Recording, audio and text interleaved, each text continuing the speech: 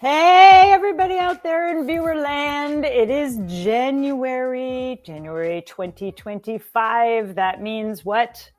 That means it is time for the Poetry Salon! Poetry Salon! Yay! We're like Kermit the Frog. Yay! I see that Facebook is not connecting, but that's okay because there will be a playback. So hello, everybody who's watching us on playback. We love you for watching us on playback. And yes, so tonight is super, super exciting. And as you know, as we are gathering, please put your name and where you're from in the chat. And that way we know that you are out there in the chat and you can chat with us during the course of the entire thing. And if you click like, then we'll see it. And it's very, very cool. I want to, as usual, thank our beautiful sponsors. Tonight, our sponsor, of course, first of all, okay, the New York State Council of the Arts has doubled its commitment to us. So thank you, New York State. Thank you so much, NISCA. We are really just so grateful. Also, of course, our friends at the DeGroat Foundation. Thank you very much, DeGroat Foundation. And Clydette, I know you're out there in the front row. I love you. I love you. Hey, Andrew from Sydney. We love Drew, our Australian viewer. We need more. And then, of course, I just want to also give a quick shout out to Jeff Cook and Margaret Paul. And thanks so much, you guys, for donating. And also, we hope to hear good news from the Poetry Foundation, the Poetry Salon. And let's go to Christina, our valuable and amazing curator who is getting over the flu. Let's go. Hi. Hello, everyone. Happy New Year. Happy New Year. We have poetry, which is the best way to start the year for sure. And we have 4 incredible writers today. So I will quickly introduce 3, and then we will segue into our first reader. Marcia LeBeau is the author of A Curious Hunger, a 3rd place co-winner of the 2023 Allen Ginsberg Award. Everyone, welcome, Marcia. I'm practicing my snap. Our next reader, our second reader is Brian Simoneau. He's the author of No Small Comfort and River Bound. Everyone, please welcome Brian. Brian! Our third reader is Christina Cook. She's the author of Roaming the Labyrinth Within, A Strange Insomnia, Ricochet and Lake Effect. She is the winner of the Jean Pedrick Chapman Prize. Everyone, please welcome Christina. She has more books than me.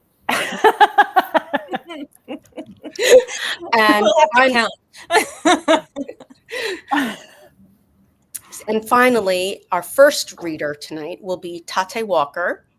She's the author. They are the author of Trickster Riots.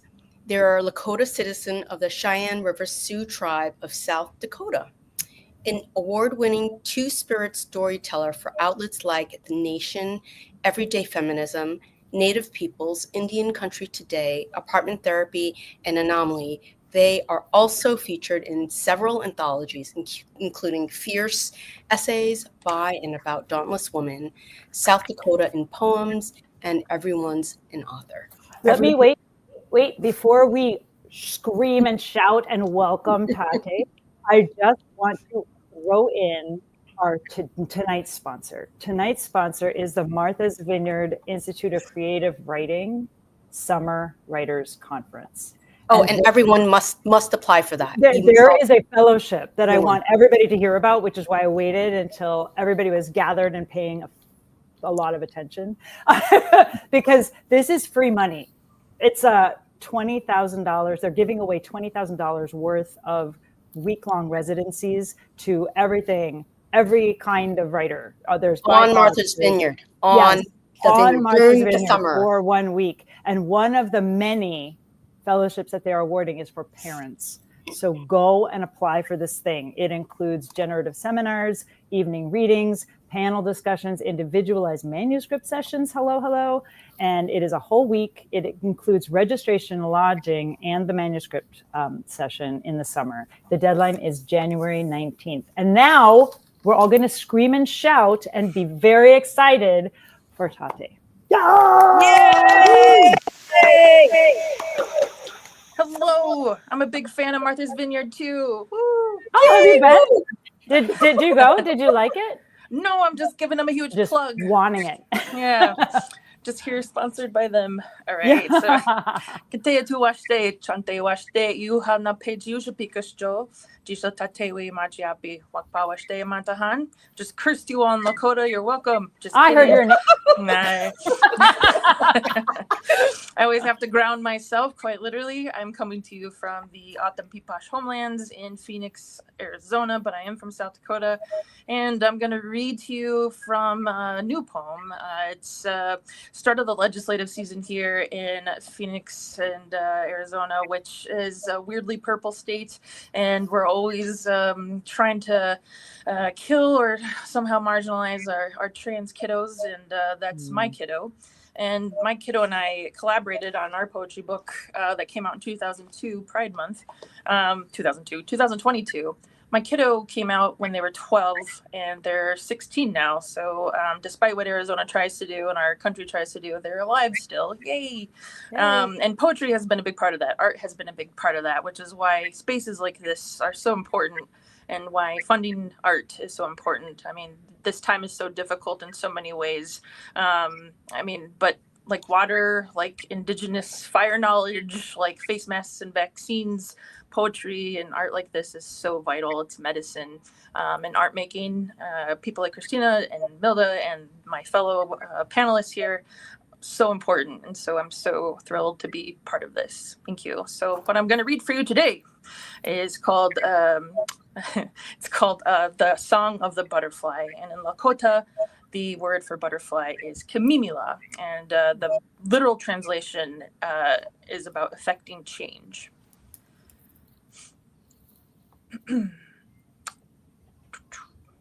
The Song of the Butterfly. I see you filling yourself to bursting with beautiful plastic lies, heavy and grounding and confusing. And you say, why can't I accept this body? You say, why am I a mess inside? Why am I not normal? What is normal? The body they want you to have, I say, is an unattainable ideal, a stale off-key lament of mediocrity to those of us who sing the song of the butterfly. But I am only this body, you say. What more is there when my choices are stolen and made for me, cycle after cycle, generation after generation? Listen, I say. What does your body tell you about your heart? Your blood carries ancestral medicine melodies, a universe of notes beyond binaries, immemorial Kamimila magic, cocooning you within a starlight silk blanket, hugging you tight, tight, tight. Can you hear it unsettling the settled? The song of the butterfly? I'm scared, you say.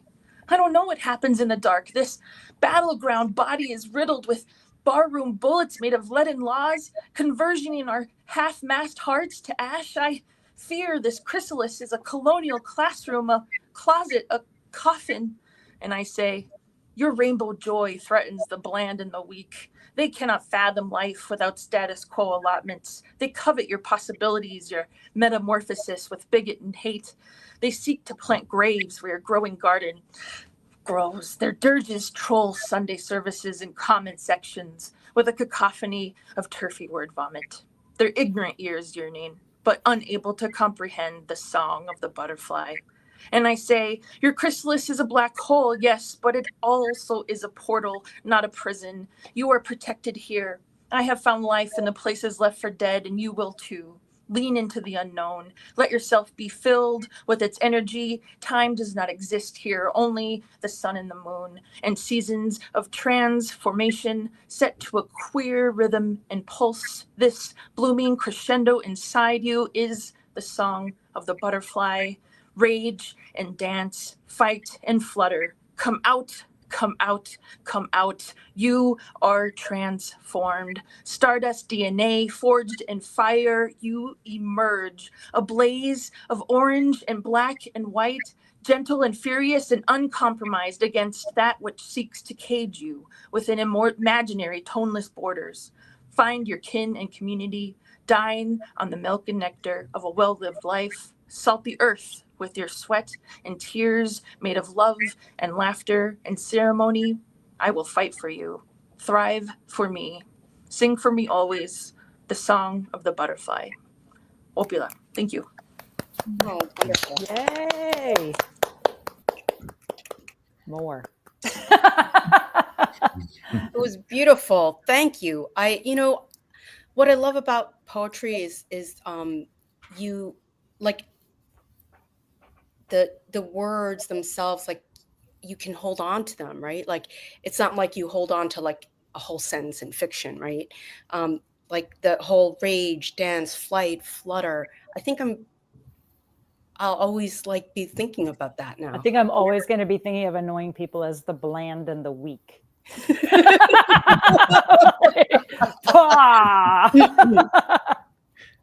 Yeah, that was beautiful. Thank you so much. So great. We will be talking more. We will be talking more. Okay, our next reader, Marcia LeBeau.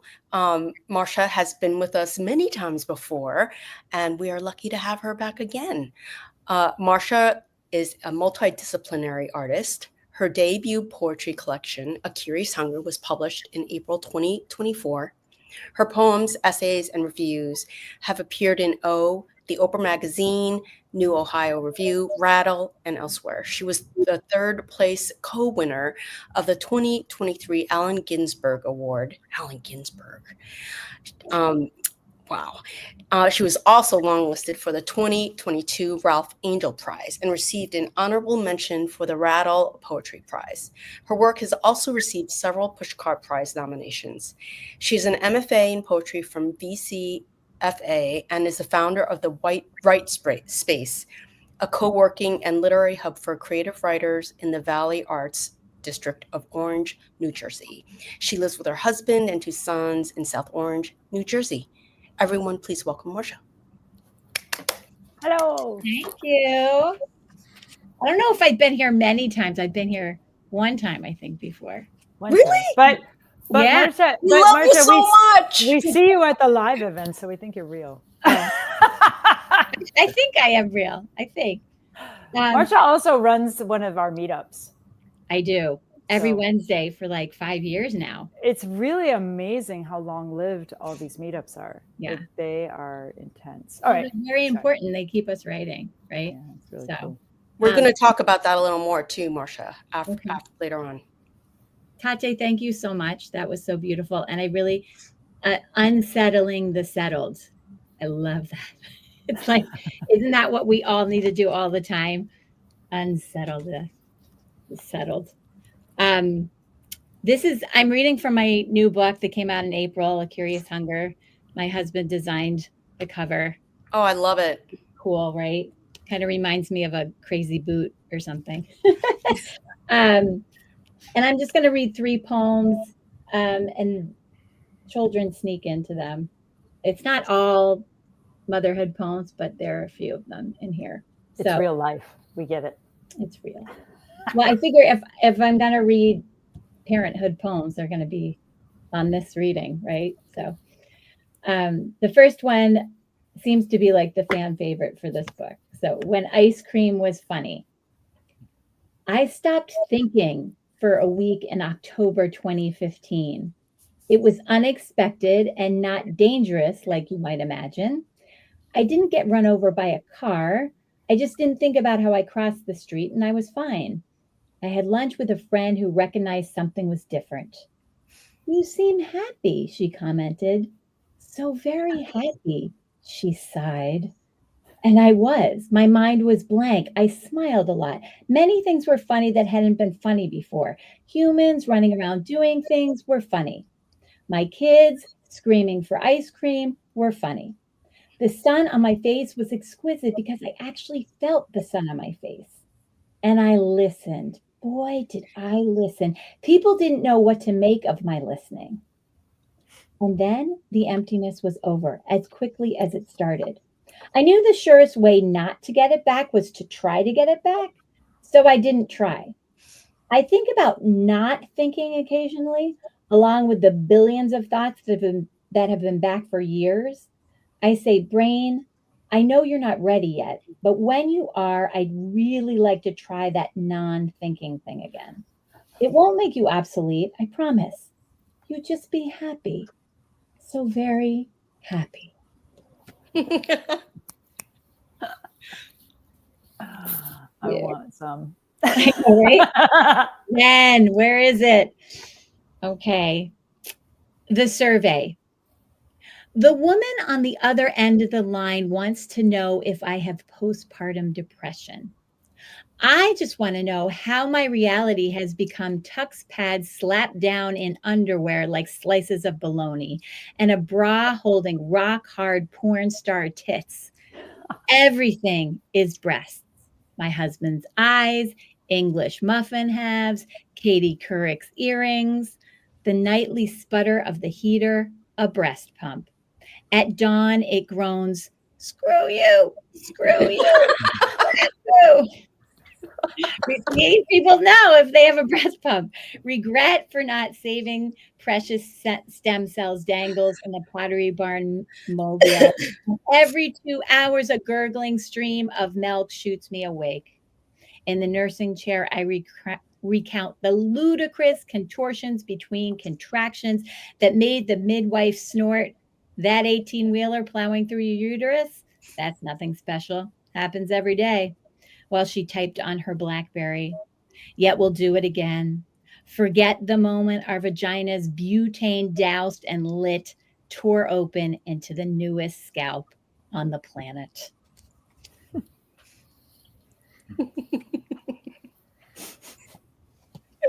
You forget that. No, we don't forget that ever. Oh, yeah, that's why we have another one, if we remember. Okay. Yes, ma'am. When I kiss my sleep son tonight, he smells of the hot sweat for which I have no words. I can only think about him bobbing his head today in music class during his solo, where he's supposed to sing, yes, ma'am, but instead cocks his head, smirks, and nods to the beats. But like LeBron and Dwight Schrute and all the bobbleheads before him, sitting on dashboards or dressers while their owners are away at college, they nod in a way ruled by a force greater than the spring that holds them together. The same force that will prompt him to get up tonight, raise the lid of his hamper, and pee while crying in a full sleep standing remorse. And how I'll cocoon myself around his warm, wet frame as if we're spinning in a washing machine together, which somehow turns into the storm at the beginning of every Gilligan's Island. And how I miss that show. But really, just a time when things were simpler.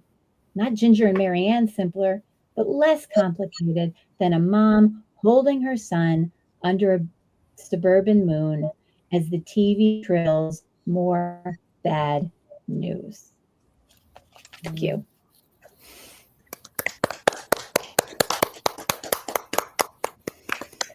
You're so good at humor. I love how swiftly it turns from I'm laughing out loud to oh. Yeah. Yeah. Uh-oh. Yeah. I got you. Look, this is really cute. Look, the breast pump, love it. I could actually hear the humming. Thank you so much. Thank you. Let's save our comments for discussion, and Yes, and we will move on to Brian. Brian Simoneau is the author of the poetry collections No Small Comfort and Riverbound. His poems have appeared in Barn Owl Review, Boston Review, Boulevard, Cave Wall, Cincinnati Review, Colorado Review, Crab Creek Review, Crab Orchard Review, lots of crabs, Crazy Horse, Four-Way Review, their Georgia Review. These are in alphabetical order. You get like all the reviews magazine out there. Originally from Lowell, Massachusetts, he lives near Boston with his wife and 2 daughters. And Brian also has been with us before. So thank you so much and welcome back. Thank you. Yeah, you know, I wasn't sure what to read, and I'm hearing such amazing, beautiful poems about parenting, about the the things we wish we could forget at times, and of course the things that we probably never will. I wasn't going to read this poem, in part because the daughter who inspired it might be watching, and but I'm going to read it anyway. Brave. She's used to this, I think. There's always ice cream. To my daughter who struggles to sleep through the night. Lost without my shoulder soaked in snot, rocking your body to bed the way I know my day is done. I'm waiting instead for day to break. Stars spin through a window opened on crickets, not answering your hour by hour cries. Some nights, it's easy to believe a parent could shake the baby. But the way this day won't end without your weight in my arms, your legs pinned against my hip, makes me aware of you in futures I won't witness. Aware your life and mine make sense in coming together each night beside your crib, floorboards creaking underfoot, as your voice relaxes to match my own. Hush and whisper and breath, heavy breath of sleep when you've fallen at last asleep, and stay asleep when I realize you're asleep and it's safe to put you down and leave you until morning alone.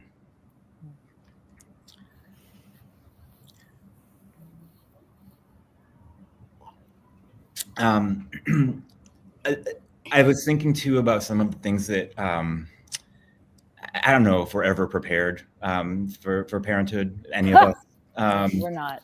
And No. you know, I think part of what I love about tonight is that chance that we're going to have to talk about what it means to be a parent and a poet and a parent. And I think especially when it sometimes it's harder and harder to feel like a poet when it often is, you know, you feel like a parent most of the time.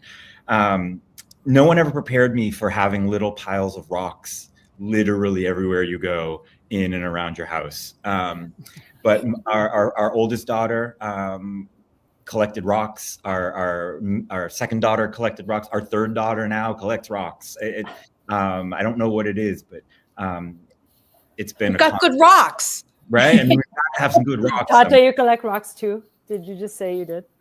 Yes, rocks. You're all rock stars. What? This one's called "My Daughter Gathers Rocks Wherever She Goes." As if she knows erosion to be the only constant. As if she could reverse it. Only time and room to stack the limiting factors. As if she could hold the whole earth. The trick not finding the pieces, but fitting her fingers around them. Pockets filled, digging in grass for granite and quartz.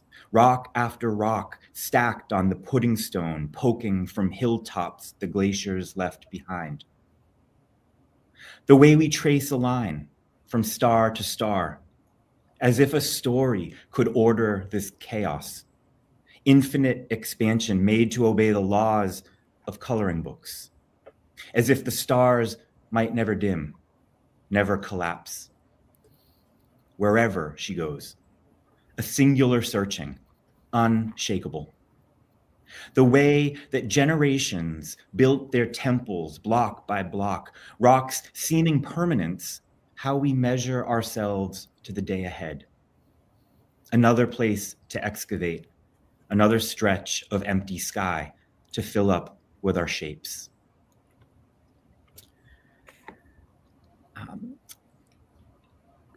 And then I'd like to read one more, which is not strictly speaking about parenting, but a little bit more about my own continuing sense of discovery, which I think has a lot to do with getting to live with these three young people every day.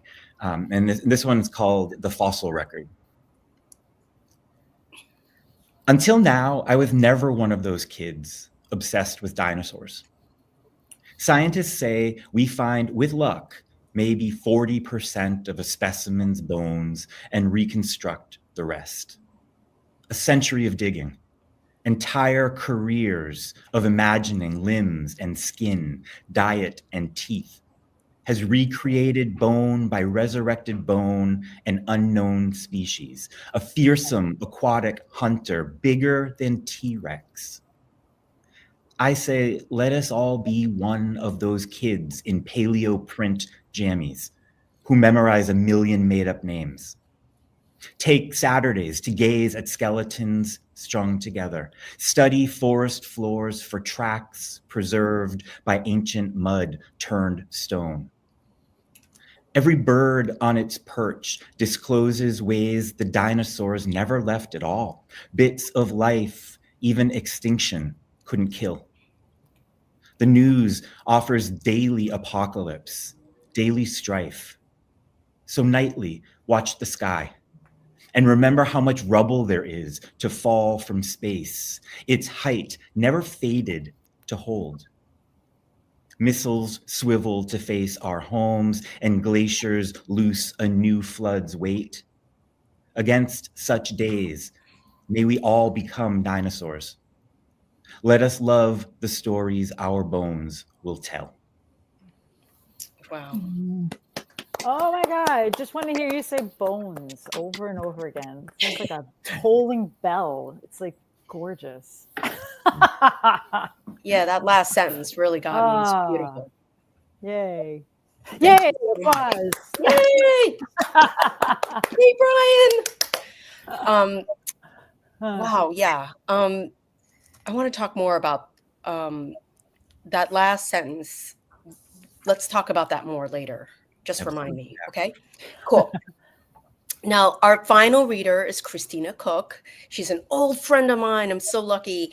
Her latest book, a speculative creative nonfiction work of poetry and prose titled Roaming the Labyrinth Within, is forthcoming this spring 2025. Everyone, get out your checks and start writing. She also authored the poetry collection A Strange Insomnia and 2 poetry chapbooks, Ricochet and Lake Effect, winner of the Jean Pedrick Chapbook Prize. Cook's poems, essays, book reviews, and interviews have appeared widely in journals including the New Ohio Review, New England Review, Prairie Schooner, The Rumpus, and Crazy Horse. She lives and writes in State College, Pennsylvania, and has 2 grown sons. Everyone, welcome Christina Cook.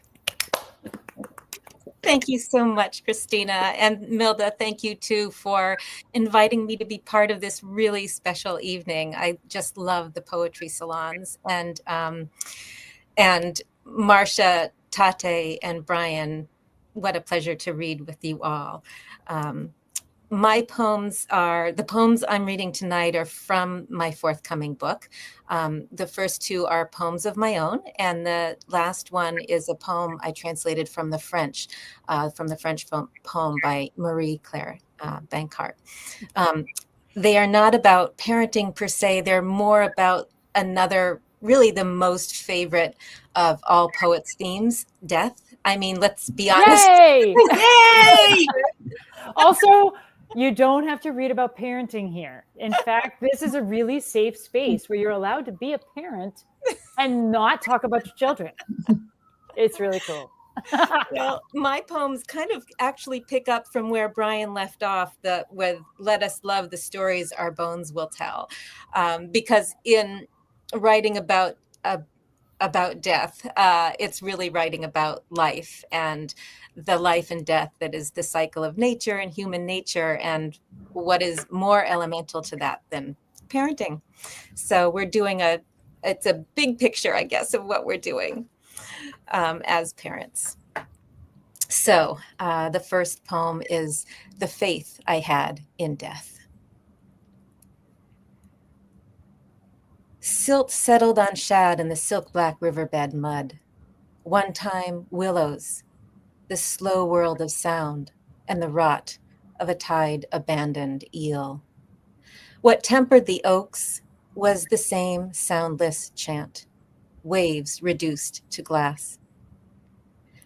When I was a cloistered child, convening with the half-set sun. I saw a single lapwing land in a dogwood whose dead red limbs had spread like veins above the sedge. Or was that I jutting out of the reeds? My body that stiffened and stayed there, hollow, as a dance the damp air did with circuitous strands of light. What remained was feathers and wind, wood, and my feverless habit of failing to summon a silence that outlasted the faith I had in death. When I was an autumn child, led by winter's feeble torchlight, I saw snow settle on the bird's breast without melting. I prayed, but my words were the shells of turtles, and my way was the way the lapwing always circled back to the stick.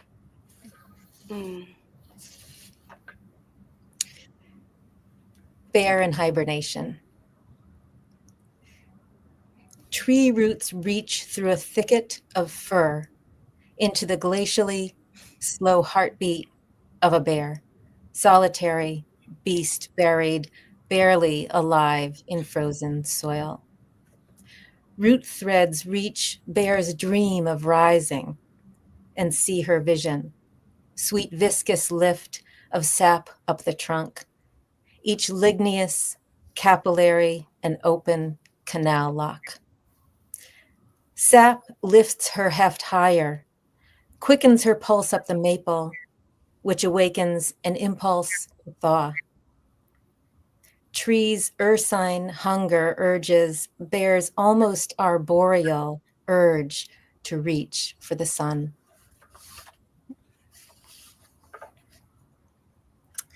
And this is the translation. Deep in the body. Eyelids close. Our look deep in the body sees countless birds going off from lungs to far off cells. We stretch in our skin's constriction, become a tree, sky included. We hold the bird up. Yeah. Mm. Wait, Christina, was that the translation is part of the collection as well? Do you have translations in the collection? It's a hybrid is an understatement. It's got everything. Kitchen sink, probably. You said, like, I think somebody said it was a speculative poem collection, but these just sound like beautiful poems that are like rooted in reality and grounded in crazy, gorgeous language. Right, thank you. The speculative part is it's actually the prose narrative that runs throughout it. Okay. Kind of is speculative in nature and a speculative nonfiction in nature, kind of dressing up the truth quite a bit. And it brings in and the poetry, the translated poems and my poems in a way that make the poems part of the narrative, which is very, very speculative, if not highly suspicious. Who's the publisher of this beautiful conglomeration of words? No, seriously, that's like, because that's outside of the box for most publishers to be able to put that between covers. Are you allowed, do you like your, or maybe I should. I do. Very much. And it's actually got it's got a funny story. Funny now, not so funny. We'll take it. But it grows out of I translated a full book of poems by Marie-Claire Bancart, a French poet and writer whom I became very good friends with and very close to. She would have been in her late 90s now. And so in 2005, I went to Paris and interviewed her, and she and her husband took me on a lovely tour of Paris, afternoon of Paris. And I started translating her poetry as in my MFA program, and continued and finished the book. And it almost got taken by a number of publishers as a straightforward translation book and didn't quite get there. So I stopped sending it out. And just maybe a year and a half ago, it did find a home, and a publisher wanted to publish it. And wouldn't you know, right after they had agreed to publish it, somebody else, and I know her very well, and I like her very much, despite the timing, published a translation of that exact book. Oh no! Of the What? 30 books of poetry that this woman wrote. This one in 2005. Oh no. And so the publisher said, we don't really want to publish this anymore. And I said, I get it. But a friend of mine and I kind of brainstormed, and I said, okay, how about I pick some poems, my favorite, the greatest hits of the ones I translated, and pick poems of my own that are in dialogue with those poems and inspired by them. I mean, she was really a mentor to me. And then I have a narrative running through it. What do you think of that? They were like, yeah, that sounds great. That sounds wonderful, though. Yeah. It just sounds like you're getting a chance to explore and really push what we have already.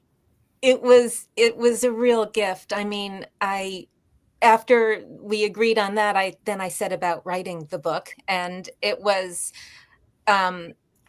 such a gift to be able to do it, because the book is really it writes about the dialogue that I had and continue to have with Marie Claire. We had a really special connection, and it was a great opportunity to bring it to life. So I'm really thankful. That's so interesting. I never thought of a translation as being a collaboration between two poets, but I mean, I've done translation, and it's so extraordinary how many different ways you can translate one sentence. And so, like, writing a poem, that it's just even, the literal, all the different ways. And do you do the form? Do you do the alliterations, if there are any? Do you, like, how much of that can you capture in one translation? That's crazy. Let's bring everybody back into the talkie. Yes, talkie. I'm ready.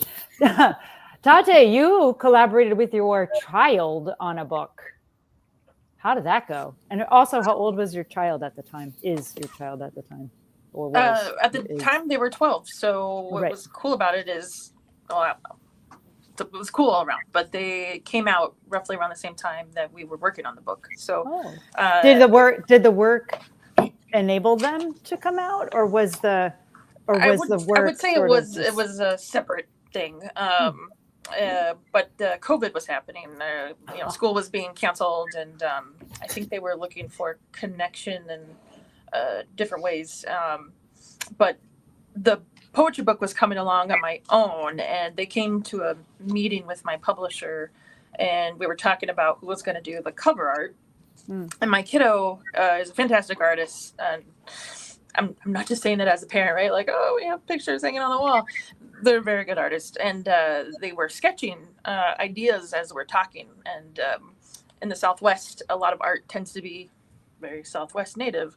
And so I was trying to politely and diplomatically say, while I enjoy Southwest native art, I would very like to have, purposeful and intentional Lakota art, right? And my publisher is Danae Navajo, and amazing. She actually has a poetry collection coming out soon as well. But anyway, so my kiddo spoke up and was like, well, I could do something. And that was kind of neat about working with my publisher. You mentioned things that happen between two covers. Yeah. And she was willing to work with my kiddo, not only to have the cover, but the collab it's an illustrated poetry book. Nice. So wow. Really my kiddo cool. illustrated the poems, interpreted them, which really adds a different dimension, because I tried to do my best to stay out of their interpretations. And so you talk about collabing with a poet on translations, translating them into images was really interesting from a youth perspective, because there are things they did that I was like, really? Is that how you interpreted it? Right? Yeah. I was like, okay. Yeah. So, So I'm. Did you have artistic battles with them, or did you just accept it because they're a child? No, I wouldn't call it battles, and I wouldn't call it accepting either. We definitely had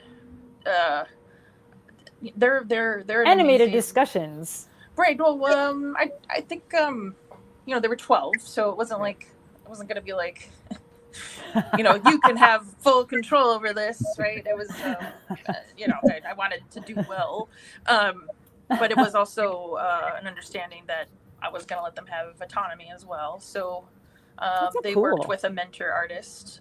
But it to basically work on. meant that they had to really understand the poems. And did that engaging in your poetry, did that get her or them more interested in poetry itself? I would think so, because they started doing poetry as well. Woo! Yeah. Nice. More Nothing as like a a journal, legacy. right? Vibe. They won't share their poems publicly, but it became a way to express themselves, especially as they transitioned. So it was Good. a powerful piece for them. Yeah. So yeah, poetry is great. And Well, what what was that line from your poem? Art is medicine. Yeah. Right. Yeah. Right. Yep. Yeah. It certainly has a healing thread through it Indeed. in its way. That's so cool. All right, I have a poetry question. I want to know if you've always written in the sort of style that you're writing in now, or did you start in form poetry and migrate into what you're doing now, or did you start in free verse and then migrate into what you're doing now, or do you just do all kinds of things depending on what you're up to? Well, Go Marsha poet. does everything. So let's hear from Marsha first. I do everything. I don't know. I don't write in form too often. No, I think I started. I mean, I didn't know what I was doing. I didn't even hardly know that I was writing poetry. So I hate everybody. I hate this. I hate that. Oh, look at this corrected poem. no, I actually started doing spoken word because I was an advertising copywriter. And so I was writing radio commercials for Courvoisier Cognac that turned out to be spoken word poetry. It's a very strange way to get into poetry. And my creative director was like, "Oh, you do the spoken word thing." And I was like, "I have no idea what you're talking about." So then I learned what it was. I was living in New York at the time. I went to slams and went to New York. New Eureka, Sugar Shack, Bowery, all over the place. And I got really into that for a couple years. And then I decided that I wanted to do poetry on the page. And then I remember when you came in, what was it? Did you come in 2012? Or it was really a while ago when we were still in person in that super glamorous hotel. But I remember you brought a broadsheet. Oh yeah, broadside. A broadside. And it was so beautiful. And I was like, I'm so envious that you get to have your words on this art. Like it's so pretty. Yeah, I did the art and it's so cool. I didn't have a book for so long that I was like, how can I have something to sell or show or like something tangible that says like, I'm actually doing something here, people. So cool. I decided to do broadsides and then actually had a broadside show in a gallery that my husband and I ran together. So yes, and thank you for letting me bring the broadsides to that. It was a beautiful, beautiful piece of art. And of course the poem was very good too. No, because a lot of people wouldn't, you were like, bring whatever you have. And I'm like, this is what I have. So here. I'm into it. I'm into all the cross genre in the universe. Bring it. Thank you. I appreciate that. So I guess, to end the question, broadsides and spoken word but really mostly free verse. And I try form, every once in a while, but it's more to me about the idea and the concept. And I don't know, whatever works for the poem. So Brian, your bone tone poem sounded like it was more structured than maybe the other first two were.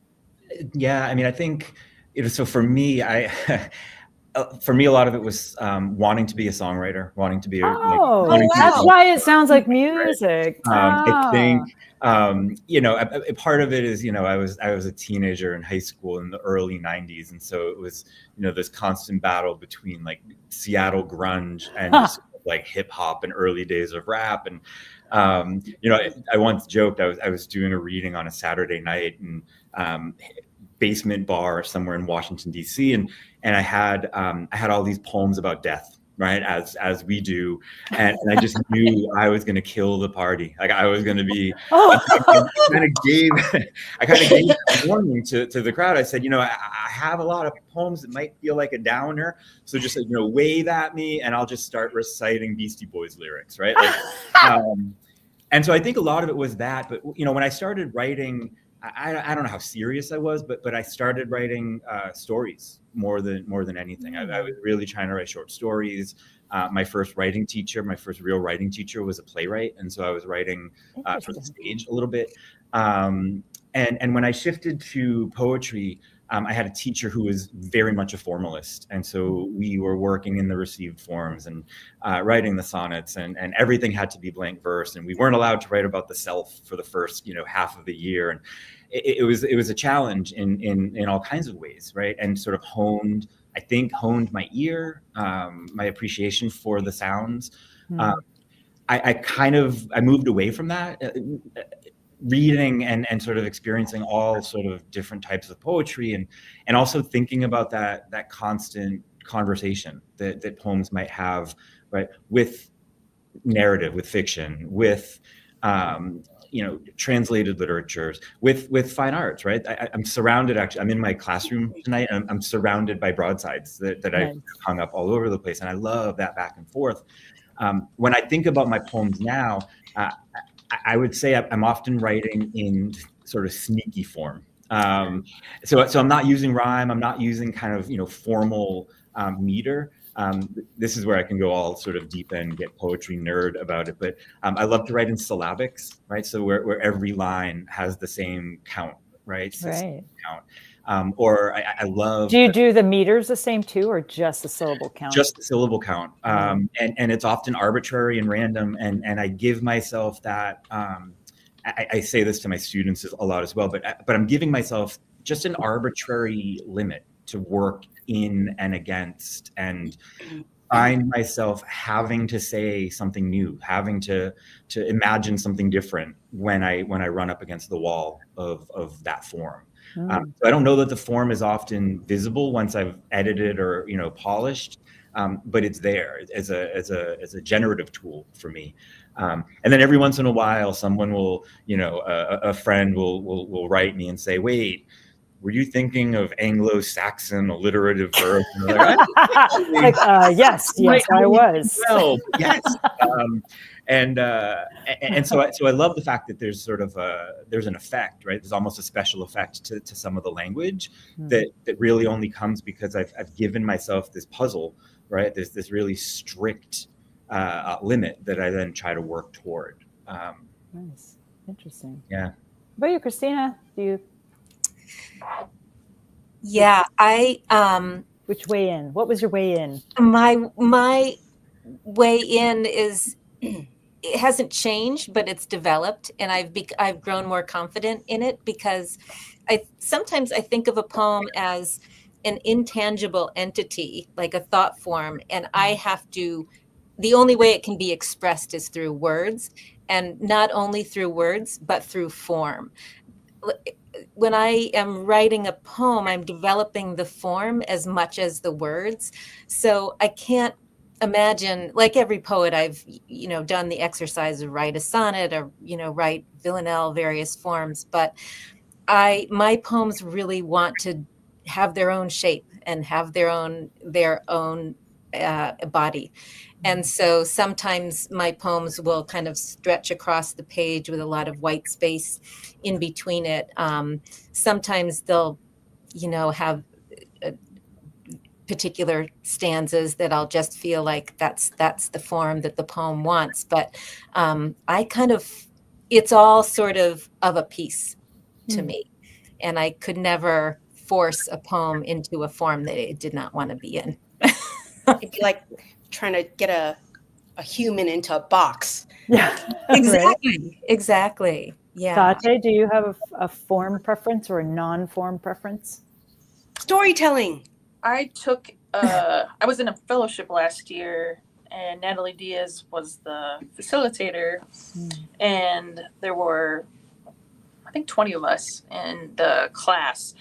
And when I tell you I was taking notes like a mofo, because I had no idea what they were talking about with ekphrasis and where the I don't know. They Where had the wild words for things that I was like, yeah, that sounds great. And I had no idea what they're talking about. Anyway, my master's is in science.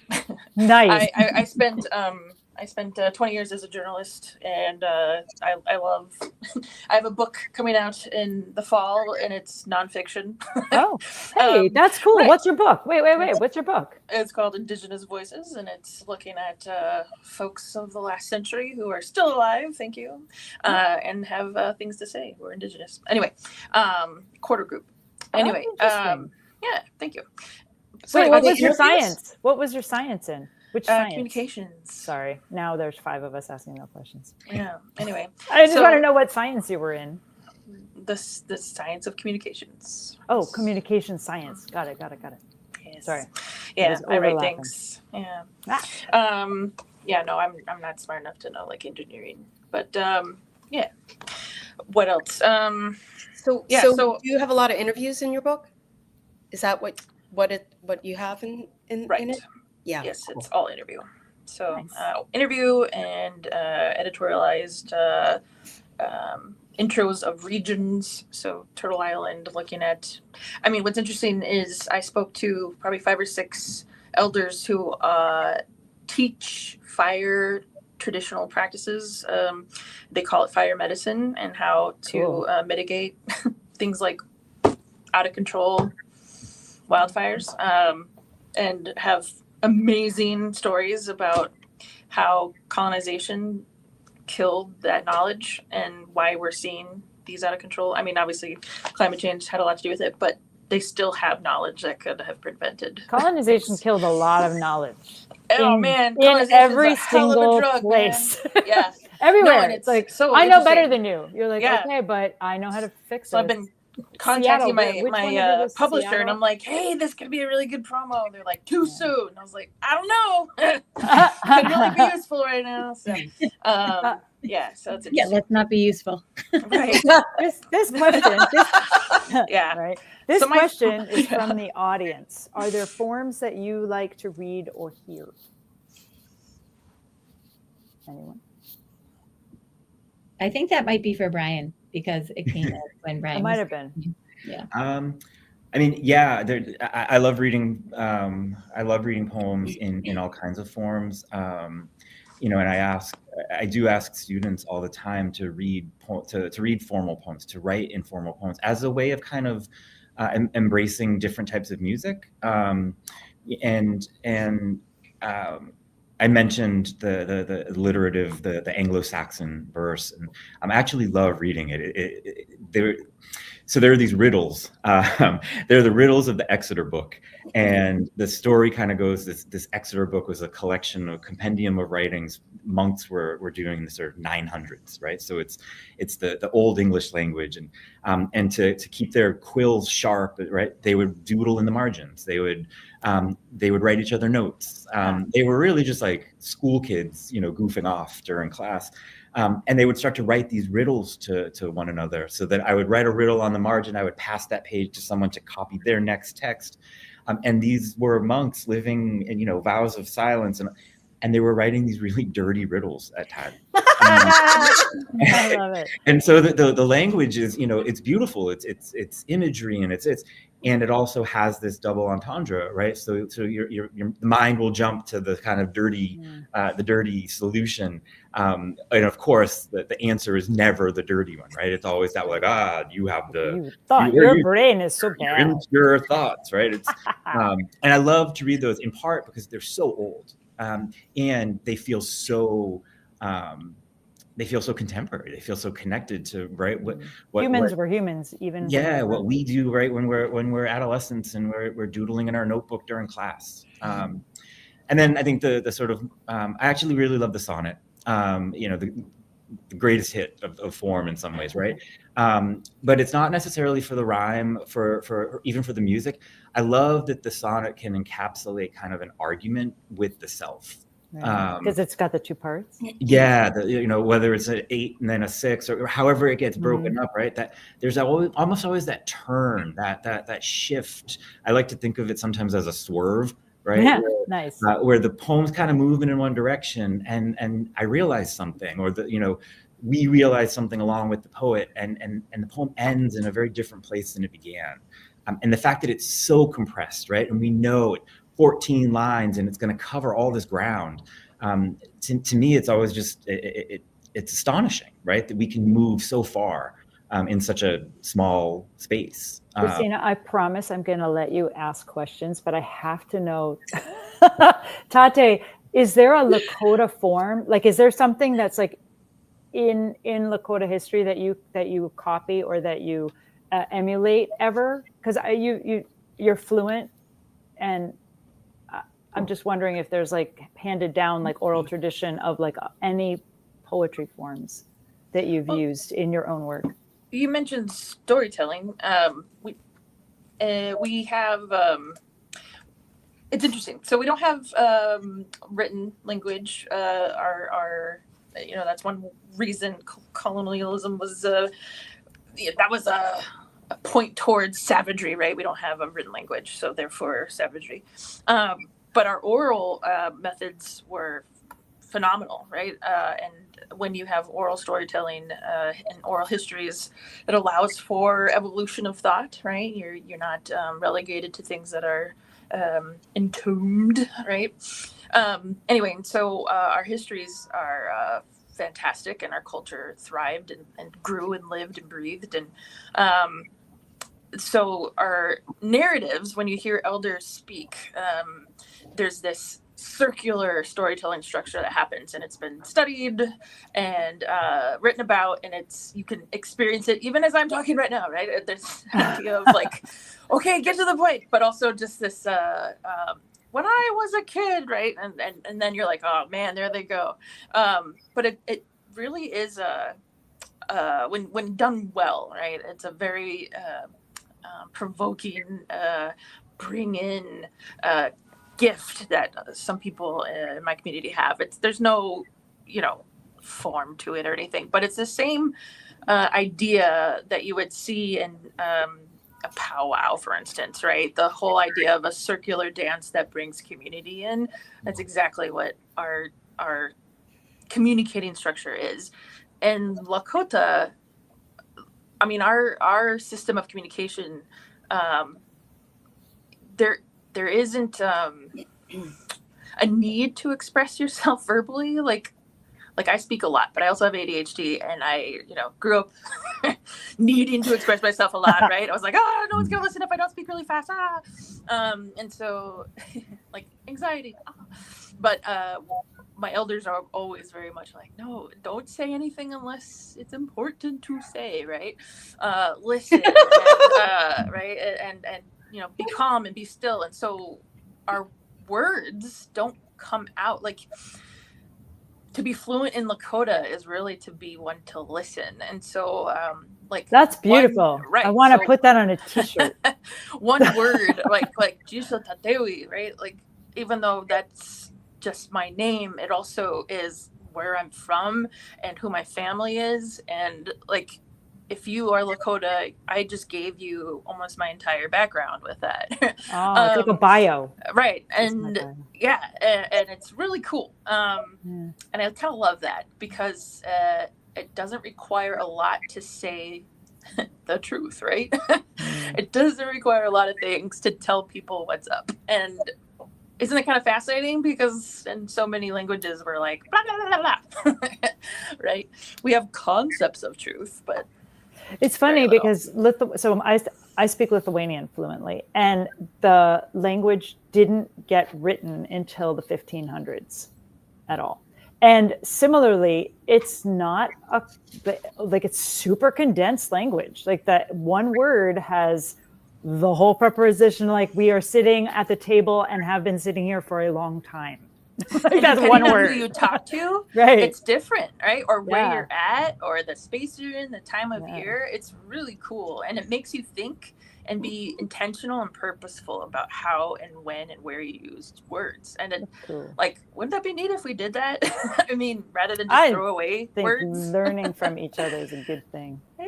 I think actually poetry really is so much about that, and in ways that fiction is not, in that you have to be so much more intentional about every single word, and that's what's so beautiful about it, that every word like is a bell, right? It just has this different tone, or resonates differently.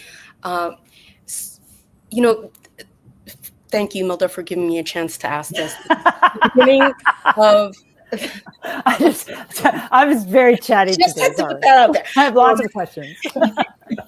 Well, this is the beginning of the year, and we are, everyone has their new resolutions, and well, I don't really believe in them, but I was wondering if you guys did. Is this like a time where like you refresh and start new, or what? Where are you with your poetry? Let's start with Christina. Well, where I am with my poetry is that I'm writing a novel. Wow! Hey! What? I love it. But honestly, it feels like it doesn't feel like I'm doing anything different when I'm writing my novel, when I'm writing prose. But it is the reason why it's taking me so long to write this novel, because when I revise a 20-page chapter, I'm arranging words differently, like I would a poem, because I'm a poet. But yeah, so this new year, I'm trying to find larger chunks of time to dedicate to my writing, because as a poet, I was able to be kind of nimble and write when I had a chance, around the kids, around the job. But I don't know, I would love to actually hear from you, Christina. You're a novelist. But a novel seems like a different animal to me. A novel is a different animal. And I'm not going to put it down or anything. It's a good animal. It's very good, and it listens sometimes. But yeah, you just have to treat it. The novel, the short story, poetry, like everything is so different from each other. Yeah. And every novel is different from the next novel, right? It's almost like it has its own. It's like when a baby's born, you think like, oh, I have a kid, it's going to be like this. No, right? They might all collect rocks, which is such a beautiful image in my mind. But you know what? They're not the same, and you can't even treat them differently, right? You just have to learn their language. You have to like listen and get them, and sometimes it takes a lot of listening, a lot of writing, and a real mess. I love the idea of listening to your manuscript. I do too. That's really good. You don't listen? I don't listen to anybody. Wait, hold on. Wait, am I doing this wrong? No, I'm just kidding. No, yeah, I mean, I think when you write anything, changes right over time, and because a novel takes longer, by the time you get to the end of the novel, like as you're entering the later drafts, it could be like years later, right? So you're at a different point in your life, and so it can end up being something very different, like structurally, or in terms of what you want to focus on, or everything can change, and that's the beauty of it all. True. No pun intended. Nice. Christina's book is called, one of her books is titled I love beauty. Very good. Very good. Marsha, answer. Oh, my Yes. poetry in the new year. 2025. Well, since my book came out last year and I was just pushing, reading and it's nice to write some new stuff, and I actually put a second manuscript together this summer. Yes. Yay! And sent it out. I know, like I had to do it fast because somebody was interested, and when someone's interested, you don't wait. Here. But I do feel like I need to kind of. Here's some rocks. I'm replacing some of the poems in there with newer ones. So yeah, it's just nice to be writing fresh stuff. Cause that poem about, the breast pump, my kids are teenagers now. That was a long time ago. It's nice to have that, in the book, but I am so beyond that at this point, It's funny now. Whereas yes, back then when you're sitting through it, you're like, I'm going to kill myself. Oh, not funny. I think if a new mother read that now, it wouldn't be funny for her at this point. It's when you're in it. Yeah. It's so not funny. But I'm so glad I had, because I could never write that now. I could never remember visceral experiences. So now I'm writing, about teenagers a little bit. Brian, what are you working on now? What are you working on? A couple things. An opera. The new year kind of comes and it always catches me off guard, which I don't understand still. But I actually I've been really lucky the last 10 years or so to have a writing group. We're scattered all over the country, and so we write together online. We use a blog and password protected, and we cheer each other on, and we meet in this space every December. So basically we try to write something new every day for the month of December. And we have a lot of reasons why it's landed there. And the sort of philosophical one or the sort of the nice one is that it's nice to bring that sort of light of community and language and music into the dark month. And what ends up happening is, January hits and I've now got 15 or 16 brand new. That is so awesome. Right. And it can focus my work and sort of get me thinking ooh, what might I need to write to sort of flesh these poems out further? How might I revise them? And so I'm doing that. I'm sort of doing that as my normal kind of annual process. And sort of like Marsha was talking about, I'm also at the point where I think it's time to get the next manuscript in shape. I think I work really slowly, but I think I have all the poems that might fit into a third manuscript, maybe 3.5 even. I don't even know, but the hope is to find those chunks of time now over the next few months to sit and spread the pages out on a floor somewhere and just live with the shape of what a new book might look like. Love it. Yeah. Love it. That sounds great. Tata, you're working on the essay collection, or you've finished that and that's going out? I turned that in September. So what's the new project for 2025? Oh, well, Jim, let me tell you, I will be applying to the great Martha's Vineyard. Oh yeah! Let's go! I love it. I don't know if I will. I don't want to end it on that you note. might as well. No, I do. I'm coming to you today from my office, the place that gives me my health insurance. I've been 10 years as a school PR director, and on tribal lands. It's awesome, and I love this job. So this keeps me busy. I love it. So I hope that you all stay super busy. We are well and over time because you are all fascinating and talented. So thank you for keeping us occupied. But I do want to invite you all next month, not just you, but everybody out there in viewerland and in playback land, time traveling into the future. I want to invite everybody on the second Tuesday of February. And it's going to be the existential crisis. Fun and games. Kowski, Wiley Ho, Lisa Bird Wilson, and Shelley Blanton Stroud. So everyone, please come back. Yes. Did you say Sarah Kane Gutowski? Yes. I love that girl. All right. This is going to be fun. So yes, all of you come back and everybody else come back and we'll just be friends forever. And that'll be awesome. All right. So goodbye, viewers. We love you. Thank We you love very much for you. coming. Thank you. Take care. Thanks, everybody.